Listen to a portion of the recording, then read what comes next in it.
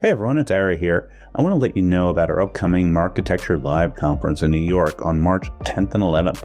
Our live events last year were smashing successes with sold out, standing room only crowds, amazing speakers, and the best content you'll get in any setting in the advertising business. This year, we've expanded to 2 days and over 1,000 attendees. So it's the must-attend event for the doers and thinkers in our business. You're going to learn something at this event. The speaker lineup has just been announced, and it's really strong, and we're just getting started. So we announced Sophia Colucci, the CMO of Molson Coors, Neil Vogel, the CEO of People, Joanna O'Connell, the Chief Intelligence Officer at Omnicom, Jeremiah Owang, the General Partner at Blitzscaling Ventures, he's an expert in AI, and Lance Armstrong, the General Partner at Next Ventures. Get your tickets now. Early bird ends soon.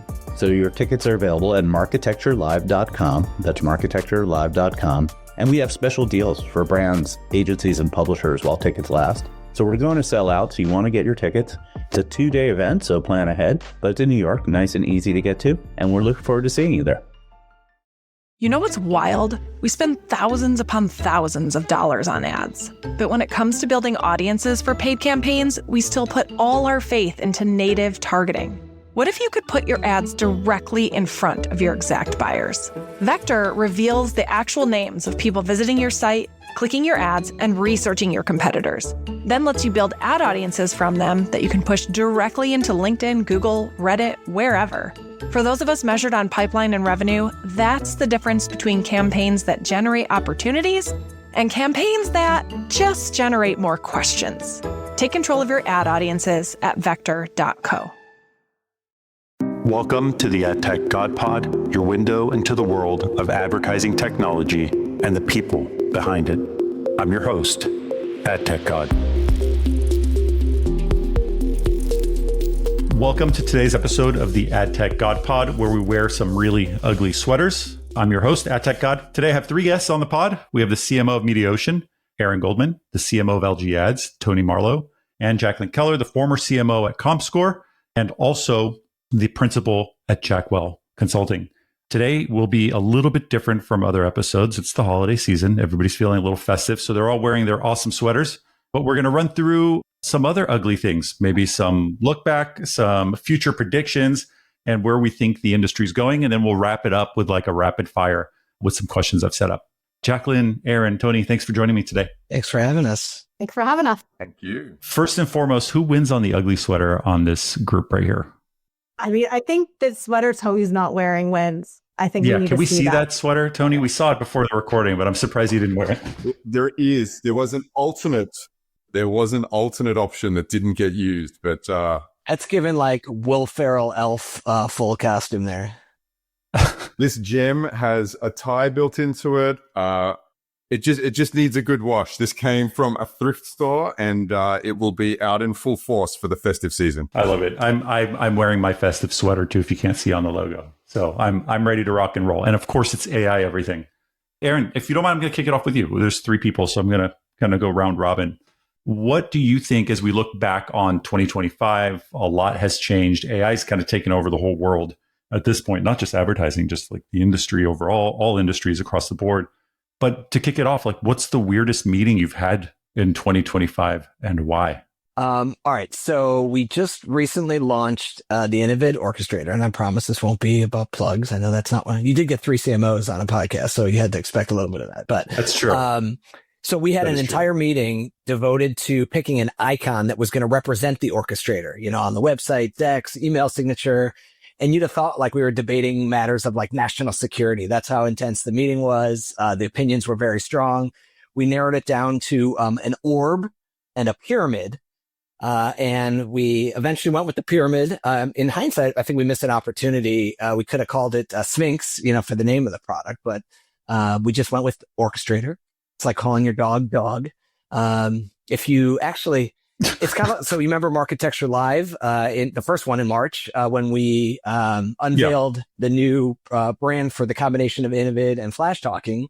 And of course it was Innovid. And so people were like, wait, all this pomp and circumstance to like, you know, rebrand Innovid to Innovid. And we're like, well, it's the new Innovid. And here are some socks to go with it. So at any rate, names are hard, icons are hard. We definitely overthink things in our space. And that's a weird meeting that could only happen to us in this industry. Here's a weird fact. I actually sleep in that shirt because it's really soft. The one that you were giving out on Architecture Live too, just so you know. And I think I do a couple Starbucks runs in them too. And people probably don't know who Innovate is if they don't work in the industry, but I do, and I'm rocking it when I go pick up Starbucks in the morning in flip-flops. Wow. So now anyone in an Innovate shirt on the street is going to be stopped and say, hey, are you AdTechGod? Yeah. And like I said, I'm only wearing socks and a t-shirt. So usually I stand out a little bit at Starbucks. I think this holiday sweater, though, it's inspiration for packaging of sponsorships at AdTechGod. You could wear that Innovate shirt as part of, I don't know, the next sponsorship. Exactly. We'll send the team after you, Aaron. Or just you can start selling patches on it. That's what I should do. I should make a patch with all our sponsors. Oh, NASCAR. Ooh, I like that. Tony, how about you? What's been like a weird meeting you've had in 2025 that you look back on and just say, wow, that was an odd meeting I had? Yeah, I mean, for what we do, there's usually a few, but I would say more a series of meetings than a singular. But many of you might be aware that we used 50 Cent as a part of our NewFront presentation earlier in the year. And I was shocked in the lead up to the NewFront, all of our preparation, we're dealing with 50 Cent's handlers. The writer is hitting us. He needs a special green room, special dietary requirements. We were getting quite nervous. And I was pretty fascinated that every time we would talk about 50 Cent, people would start curating their Spotify and they'd be like, I've just listened to this. And it was like, at our company, everyone became the biggest 50 Cent fan. And of course, we love the 50 Cent Action channel available on LG channels. But it was surreal. And then ultimately on the day, we got to meet 50, Biddy, as the kids call him. I just can't say that properly. World's nicest guy. We thought it was going to be, are these the green M&Ms? What's going on? He couldn't have been cooler. So nice. Well executed on stage. It was really cool. But in the lead up, we were very nervous. You think it's more like his people that are just super picky than him? I don't know. He seemed really chill, really professional. And I think maybe his people just wanted to make sure that the table was set, so to speak. But on the day, just could not have been nicer. We were nervous it would go the other way. I've seen him perform. He still has performance in him. That's for sure. Oh, for sure. Yeah, he's definitely great. Jackelyn, how about you in 2025? As you look back on the year, what was like the weirdest? First, I have to say, to go back in a time machine, I saw 50 Cent perform in high school in Baltimore. And it was the Rock the Mic tour, and it was phenomenal. And it's when I didn't have a smartphone, so we kept calling our friends in high school, like, can you hear him? And it sounded like garbage. So thank God for improved speakers where you could FaceTime from concerts. Yeah, exactly. Like, here's like a flip phone. But yeah, he was cool on stage. I'm gonna go with this is one of the strangest meetings I've been in this year. It's like a holiday special with, I don't know, two Jews, an Australian who believes Christmas is in the summer months and God. So go with this meeting. I feel like both like insulted and also like this is the greatest compliment ever. So thank you. It's good. It's good we started on time today. That's also another really good thing. Yeah. JST. Okay, so Tony, Aaron, Jackelyn, I'm going to ask you guys because like all year long, every podcast, I don't even know how many I record, 50, 60 a year. Everybody keeps talking about being AI powered. It's become kind of a cliche of AI. Everything's AI this, AI powered that. Some of it is, some of it isn't. Even Terry spoke at Architecture Live too that we just had. And he was, talking about how people present their AI solution. He just looks at them and goes, that's it. But what do you think has been the most overhyped phrase in our industry this year? Is it AI or is there something else that you think took way too much bandwidth that never really panned out? I think it's AI personally, like AI powered optimization and then insert whatever direct object, or like flip it like creative optimization, buying optimization. But I think AI was overhyped. I love AI, by the way. Yeah, go ahead, Aaron. I feel like AI powered. It's become like you have to say it because if you don't say it, then some people think it's not it's like batteries included or batteries not included. Like there became a time where that had to appear on the package just so that people know. I feel like we're in that same mode here where you have to say it, otherwise, people will think it's not there. So I'm with you. If I had to pick another one though, I would say curation. I feel like Thank you. Still don't know like how that's like a product in and of itself or an offering. Like if you're working with good partners and platforms, you should be able to pick where your ads run, without having a whole specialty offering devoted to it. So that said, AI powered curation, on the other hand, that's some impressive stuff. Then you cover that Dom Jack. It's funny. The curation thing was wild for a while. Like, I'm like, is it like, what were you selling before curation is the real question. Like what were you bundling in there? Or were you just not even looking at the domains or the inventory flowing? It's pretty wild that became like such a big business line and marketing promotion for so many. You should have known what you were selling before. But yeah, I think for sure curation's up there. How about you, Tony? I'm going to be a little contrarian because I kind of agree with the AI thing, but I kind of disagree. So I think that the AI term, whether it's AI powered, however it's inserted, definitely overused in 2025. But I do think there's nuance. Just to get serious for a second, I think it remains underhyped. Meaning, I think our industry and the world more generally does not appreciate the speed with which it is coming on. I don't believe that we appreciate the rapidness with which it will change our industry within 3 months, 6 months, 12 months. And if we're lucky enough to chat with you again at AdTechGod this time next year for the next holiday special, I think that the advancements in product offering, the advancements in the discussion around AI would have happened tremendously. So I think it's gone from kind of buzzword to now there's some wood behind the arrow. And I think over the next year, it's going to be transformative. So I think it's overused, but underhyped in terms of how quickly we're going to get there. So here's a little fact about AI. So ChatGPT's third birthday is November 30th. So in 3 years, wild, when right? this first launched and everybody was downloading this ChatGPT thing, probably didn't even know what to search for because it's not as like natural as Google or Yahoo or any other search engine. Like, it's now 3 years in and it's completely disrupted the world, really, from advertising to... I remember my first search actually was I asked ChatGPT what ACR was, layout LG ads. And in the morning, it didn't know. And by the end of the day, it knew more than I did. And it was crazy. It's pretty wild. So in 3 years, it's been fast. Do you remember how much everyone hated the name ChatGPT at first? Or like, oh, dude, people are going to have to think of what the GPT stands for. It's such a horrible name. And now it's like, can you imagine it with any other name? Like, it's... So what does GPT stand for? Do you know, Aaron? Generative... Yeah, I've looked it up too. Yeah. Let me ask ChatGPT. I just call it chatty, like a dear friend. But it is funny on both that last point and our first use. I count myself as an early adopter. So they launched in November. I used it for the first time that December, and I was actually at a holiday party. I was with some friends. We were in New York, and someone had shown me this thing. At the time, there was no app, so you had to actually log into a web interface. And I remember just laughing and thinking of all the fun we could have. I remember writing the host of the party the thank you note using ChatGPT. It could complete with the insert host's name, insert your name, and just thinking this is a big joke. And then I think of how far we've come. It was like a year later, you couldn't live without it. Then they started launching Sora. We could do images, we can do video. And it's a ATG. It's a great example. The speed with which it's now just indispensable. 3 years ago, no one had heard of it. Now, if you try to take it away or took it from the App Store, I think it would be a big problem. And that's exactly what we're going to see within the ad tech industry, more generally speaking. At least I think so over the next year. I have a little bit of a hot take on what I think has been a big buzz without real output yet. I think it's the whole AdCP thing. I think it's been awesome, like great, fantastic. Everybody's working together. Everybody's chatting. They're trying to figure out this new protocol. How's this going to change the industry? But it's been a lot of buzz for no output. And it'll be interesting to see if it actually turns into something in 2026. It may not.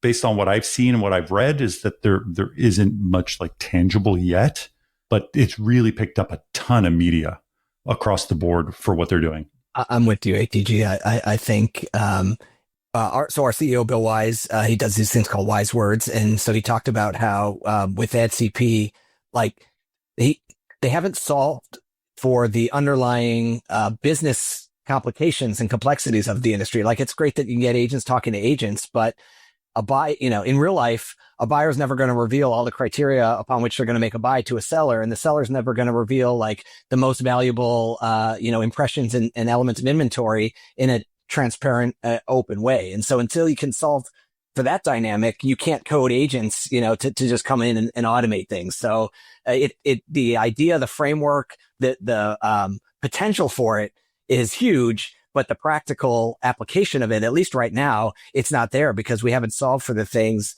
that make the industry currently run. Jackelyn, what do you think, Tony? How do you feel about it? Strong opinions loosely held, but I agree with if you think of any transaction, I think the way, Aaron just articulated, it seems inconsistent logically because that's the whole value, right, of programmatic is that you have asymmetrical information and that you can maximize value. So I don't see how it's going to play out, but I don't know. I think in terms of what Tony said, though, with AI, what did you say, Tony, that maybe it's been overused, but it's been underhyped. I like that. Because I think specifically when it comes to creative optimization, and you've talked about this before, what is it, AZ testing? Now I'm using your words. But I used to work in branded content and where we would even just take one image to say, hey, which specific driver is clicked on more? And it would be very manual uploading those files. So I think that nuanced optimization, we're going to see a lot more of that in the year to come. Because I think specific use cases, we're going to see more of AI. I'm just sick of hearing about it. And those two things interplay, right? Like you talked about my corny joke, the AZ testing. We've gone from A/B testing to AZ testing. We can spawn the whole alphabet of creative executions, programmatically deploy them, and just see which ones work, which placements, which versions. And the automation of getting to a great campaign is making us get there more quickly. So I think it's true. It's happening. So in 2025, if there was any kind of wild, so I live my life on social media, if you guys haven't noticed. So between LinkedIn and X and all the posts and all the promos, all the interviews, I just unfortunately, and also fortunately, I just see and read a lot all day long. But what do you think has been the hottest thing that has been announced in 2025 that you think has been beneficial to the industry or has been a game changer? I'll point to one thing that failed, but I think is going to end up being a total game changer. And that's ads on Perplexity. I think when they first started showing ads, everyone went crazy with the potential for ads inside of AI agents. And obviously we know ChatGPT is the big one. And we can get into 26 predictions and I'll let you know where I stand on that. But when Perplexity first announced ads, our industry went into a tizzy thinking about the potential applications. Of course, the way they introduced it with sponsored prompts was, I think it was kind of weird. It didn't get a lot of uptick. I don't think you can introduce a new channel and a new ad format at the same time. You have to take a format we're already used to and bring it into the channel to get adoption, and then you can go in. So that's a long way of saying maybe start with search text links, folks, and then we can build from there. But that was one that I think got everyone super excited. It ended up failing, at least for Perplexity, but that's just the beginning of, I think, what's to come there. I think that's where it's going. I have a bit of an anecdote. During Possible earlier in the year, we were big sponsors. We were out back. We were where the cabanas are, where many of the brands are present. And we were hosting our happy hour on one of the days. And I remember I just looked across and there was this kid there, I should say a young man there, at college age. And I was just like, who is this? And he was wearing a backpack.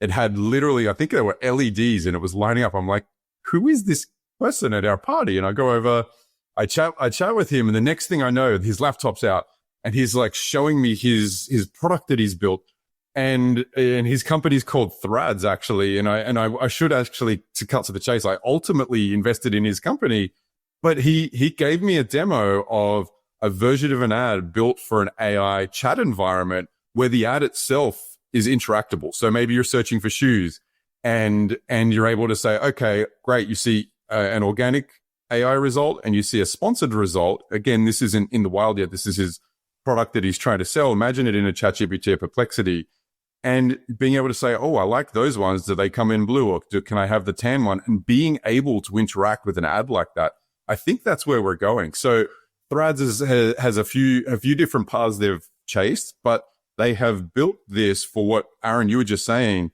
this GPT environment will likely go ad supported at some point.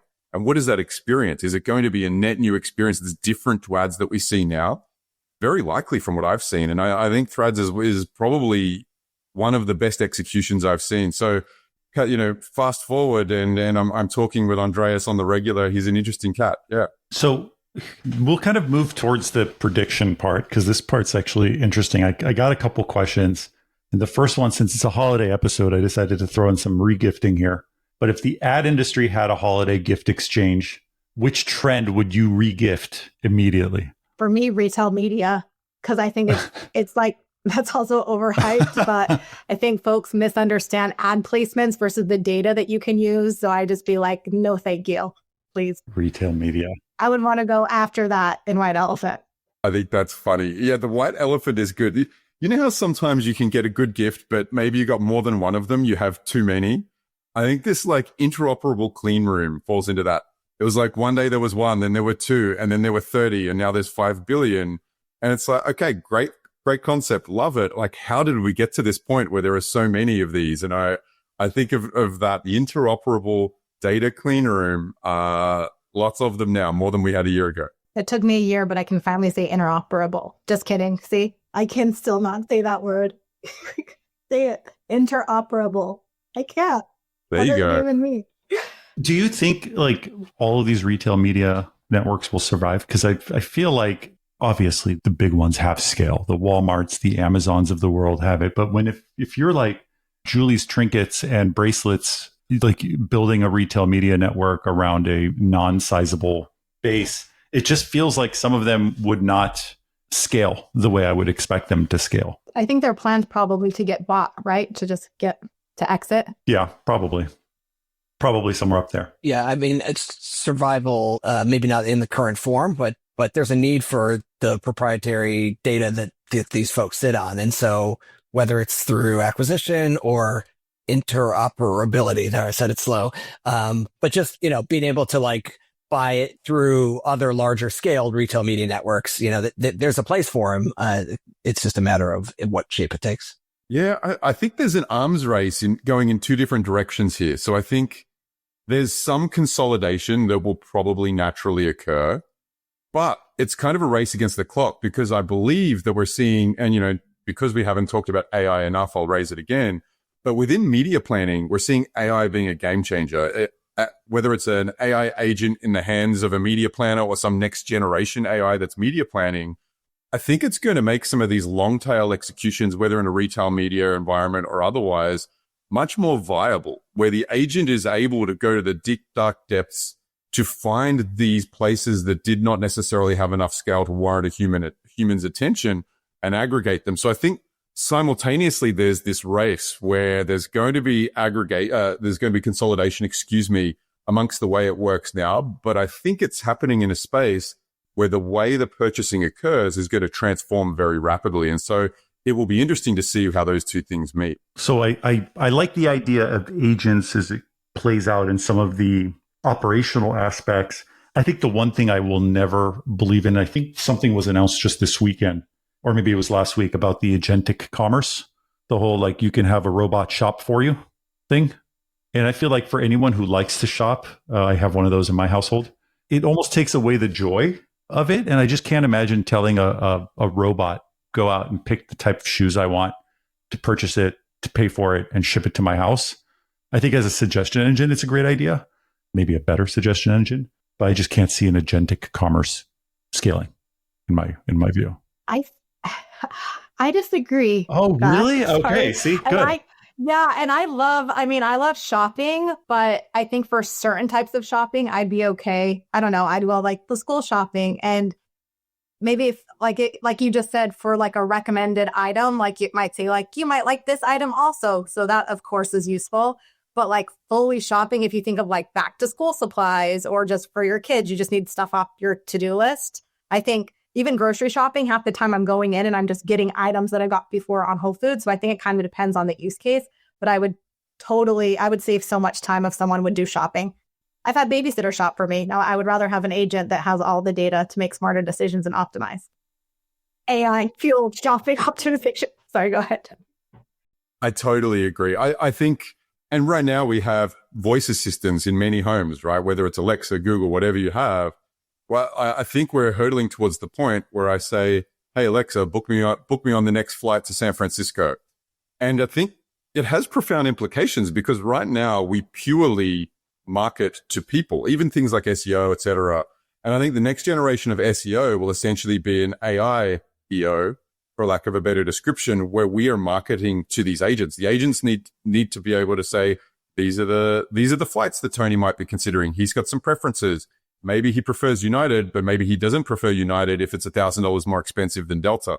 And I think a lot of the decisioning will just happen out of our hands. So I think there will be still some, just shopping for pleasure. But I think a lot of these purchase decisions are going to become automated as well. I tend to agree with Jack. Here's one holiday tip for everyone. Whether you're using the agent to actually go into agent mode and shop for you, or if you're just using, something like ChatGPT the old-fashioned way by putting in a prompt, it's great for promo codes. And so you go, hey, find me a working promo code for this website. And especially if it's in agent mode, keep trying the promo code until you find one that works. That's 15 minutes that in real life, I'm so frustrated. I'm angrily typing in these, different combinations, but just let the agent do it in another browser, save 15%. Heck yeah. Wait, does that work now, Aaron? That's a pro tip right there. It does. Yep. Did I just say 10% on my auto insurance phone? I just feel like because I literally was tasked with ordering the holiday cards. And so now I'm wondering, because the Shutterfly and all those sites are always doing promos, you just never know what works. And I'm searching for 10 of them. Monday also. Get that done let me today. get that done too. Yeah, for sure. Okay. We're kind of notoriously known for being really dramatic in ad tech. I don't know if you guys have noticed, but there's a little bit of drama here and there. And the banter can be really fun, but it can be pretty intense. But what do you think overall everybody just needs to chill out about going into the new year? Because people are heated at times. Yeah. I'll say attribution. I think it's always going to be complicated. There does not exist the perfect way to attribute success or credit across your buy. I think incrementality is the thing to focus on, and I think we can just chill over this search for the holy grail of perfect attribution. I think it simply doesn't exist, and I think we just need to be doing the best that we can to try and do that. I think attribution people get very fired up about it. They think some methods are just not up to par. The truth is, none of them really are. Aaron, how about you? I'll take it up a level and a little more macro. And for me, it's just like predictions in general. I think we can all just chill. Not everyone needs to have a prediction or share a prediction. Putting a LinkedIn post with your prediction does not make you a thought leader. We can just sort of we should still be planning, but it doesn't have to be rooted in yours or other people's predictions. Let's just go through it. Let's, live in the moment, people. Optimize for the now. Amazing. Jackelyn, how about you? What does everybody have to chill out about? It's so funny. I had one, but connected to Aaron's, it would be great if everyone just chilled off of LinkedIn for a week. Literally just took a break.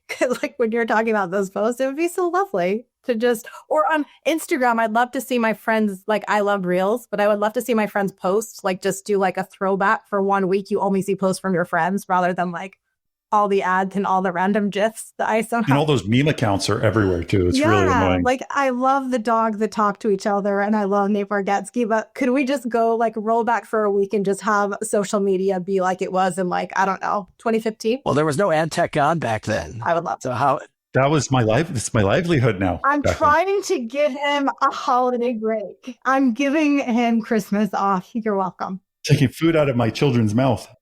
Okay, so here's my thing that I think everybody needs to chill out about, and I'm going to stand up for them because usually I usually pick on them a little bit. Everybody needs to chill out on the trade desk and what they're saying about what they're doing. I think a lot of it is just drama, and I post about it all the time. And so anyone listening from Trade Desk, I'm sorry, there's no attack towards you. I think it's a great company, but for sure, what they're doing is a cleaner supply chain.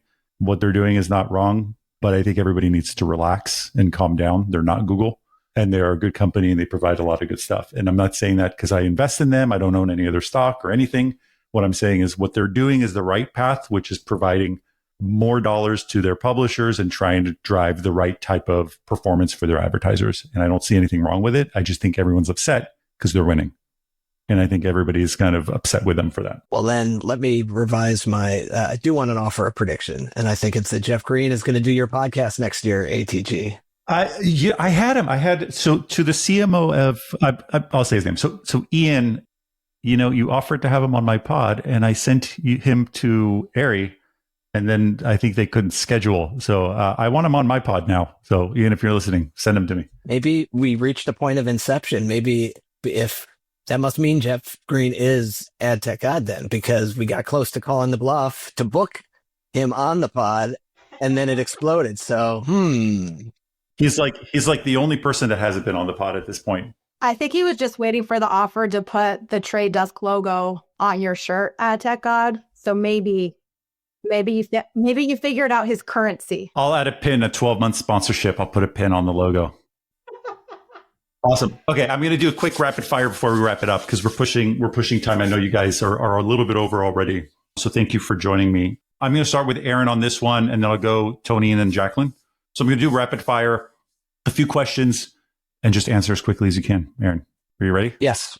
Okay. What brand metric do you secretly not believe in? Ad recall. I can't even remember what I ate for breakfast, much less what ads I've seen lately. Is there any particular ad that you still remember or that impressed you? The UK Christmas ads every year are always like a highlight, and I'm always waiting on pins and needles to see what Aldi's going to do with Kevin the Carrot. This year they gave us a trilogy, a 3-part episode of Kevin the Carrot getting married. No spoiler alert. Kevin gets married in the last one, but that's the type of stuff that sticks with me. What's one marketing task you would outsource to AI instantly or have already done? Anything related to math. So if it's like, if I get a spreadsheet with data, it's going straight into the LLM to say, what do I need to know? Calculate this for me, calculate that, summarize, etc. That is actually great. If you were in advertising, what would you be doing, Aaron, other than playing basketball? Well, that is probably what I would be doing. Not getting paid for. Well, maybe all right, I'm going to plug now. I do trick shots. I have a channel called Jude Perfect. I'm the Jewish Dude Perfect. If you couldn't tell from my Hanukkah sweater here, I'm of the Jewish faith. And so Jude Perfect at Jude Perfect on YouTube. Right now, it's just a side hustle. But if I were not in advertising, I would try and make that a full-time monetizable pursuit. What's one thing you'd mandate for every marketer in 2026? Okay, so this will be a do as I say, not as I do. But I would tell everybody to drop down to the ad-supported tier for your streaming services so that you can actually experience them the way that consumers do, the way that the audience you as a marketer are trying to reach do. And so, get in their head, go down to the ad-supported tier. Help us all continue to put foods on the table. Who do you think AdTechGod is, Aaron? Well, I guess the Jeff Green thing really is starting to come together. I would have guessed one of these friendly folks who's joined me here on the holiday episode. But now that I see you in a box next to the blank box of ATG, unless you're really good at technology, I don't know how you would pull off that feat. So I'm going to go Jeff Green. Awesome. All right, Tony. What's one brand metric you secretly don't believe in? It's not a true brand metric, but I despise Net Promoter. If you've ever read the question and the score, 0 to 10, 0 doesn't even mean I hate the brand. The way we use it, terrible. I hate Net Promoter. We can get rid of that. What's the last ad that genuinely impressed you? Anything Ryan Reynolds touches, but I think the one that I found really moving, and actually Jackelyn and I co-teach an MBA class to a marketing class to MBA students, I showed them a Google Super Bowl ad from a few years ago where an elderly man uses Google to preserve the memory of his wife. Literally everyone in that room cried. It's pretty powerful. I love that ad. If you could outsource one marketing task instantly to AI, what would it be? AI could take all of my budget meetings. That would be fun. Why? Those are so much fun. Those have to be fun. If you were in advertising, what would you be doing, Tony? I'd probably be a mad scientist, or maybe still on a beach in Australia, or maybe a mad scientist on a beach in Australia, something like that. All right. If you had to mandate one thing for every marketer in 2026, what would it be? I think everyone needs to master the creative on the home screen, on the TV home screen. It's a brand, you've heard me say before, CTV is not your grandmother's TV. It's a brand new part of real estate, brand new experience, and a brand new method of connecting. I think if you're particularly a consumer marketer, you need to know how to leverage the home screen in order to connect with your audience. And who do you think I am? I don't know. There was a pretty compelling argument for Jeff Green there, but I would also say in the theme of the holiday spirit, I've never seen Santa and AdTechGod on the same pod before. So maybe Santa and ATG are the same person. You never know. Thank you, Tony. Jackelyn, I'm gonna rapid fire with you now. What is a brand metric you secretly don't believe in? This is hard. I'm gonna say engagement rate, but I have to explain why.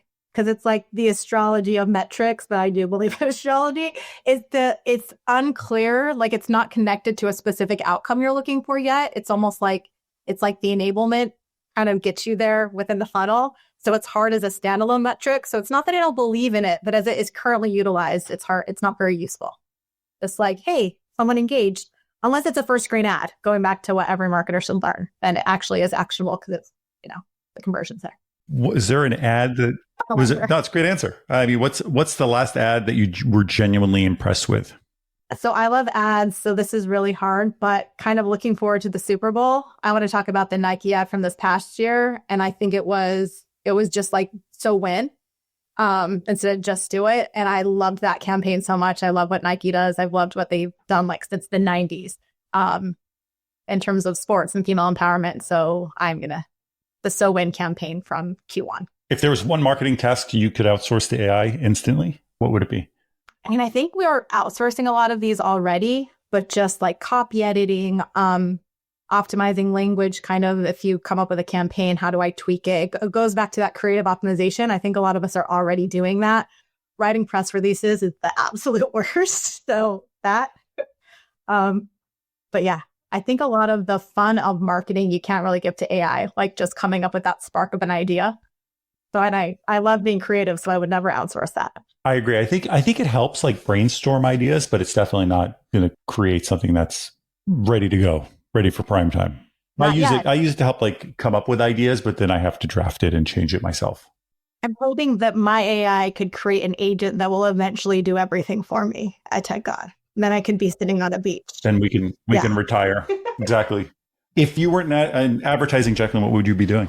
I would be using kind of knowledge of advertising and kind of business acumen to help purpose-driven organizations. Because I think a lot of nonprofit, then a lot of those businesses that are doing good things in the world, they don't have the tools or the understanding that we have in the marketing business space. So I'd be doing that. What's one thing you'd mandate for every marketer in 2026? I would say to understand data, even if you don't need to crunch the numbers, you need to understand what those metrics mean.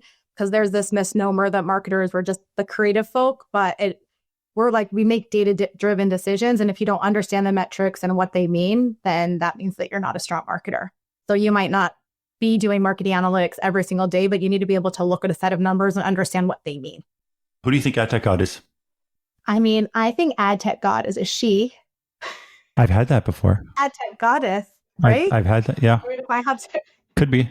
If I'd have to go down like a random idea, let's start changing that out. I got a text message from David Berkowitz saying that he met with someone that swore that AdTechGod came out to them and said it was them, and it was a woman, and they were like adamant that it was true. And so I say, you never know. That's why I alter my voice. I wanted to thank you guys, all three of you. Thank you for being on. I hope you guys have a great holiday break.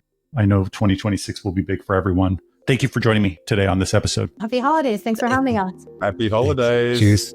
Awesome. Thank you, guys. Happy holidays. Thank you. Thanks for tuning in to another episode of the AdTechGod Pod, a podcast for the people, about the people. Stay connected with me for more insights, trends, and interviews in the realm of AdTech. Don't miss out on the latest updates, so follow me on X, Instagram, and connect with me on LinkedIn. Don't forget, ATG Slack community has insights, networking opportunities, and jobs. Keep the conversation going and stay at the forefront of AdTech innovation.